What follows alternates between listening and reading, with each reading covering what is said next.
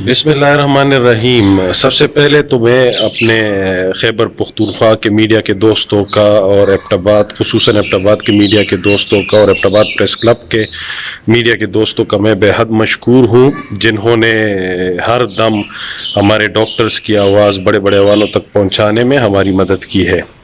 جس کا جو حکم نامہ آج جاری ہوا ہے، جو جمعے اور ہفتے کو بازار بند ہوں گے، تو وہ ایک چھوٹا سا حکم نامہ جاری ہوا آج، جو کل کی ویڈیو کے بعد حکومت کو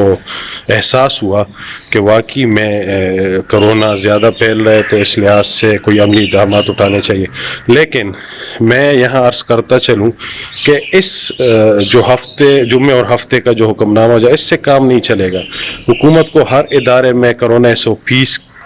کو عملی جامہ پہنانا چاہیے اور کرونا SOPs پر عمل درآمد یقینی بنانا جانا چاہیے، جیسے کہ سکولز،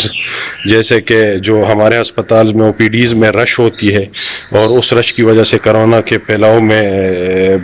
بڑی مدد ملتی ہے، تو حکومت کو چاہیے کہ اس کے لیے، اور جیسے کہ ٹرانسپورٹ کا جو ہمارا نظام ہے اس کو بھی کنٹرول میں لایا جانا چاہیے، وہ جو ہے بہت ضروری ہے ہمارے لیے۔ اس لیے اسی سب طریقوں سے ہم انشاءاللہ امید ہے کہ کرونا پہ قابو پا سکیں گے۔ شکریہ۔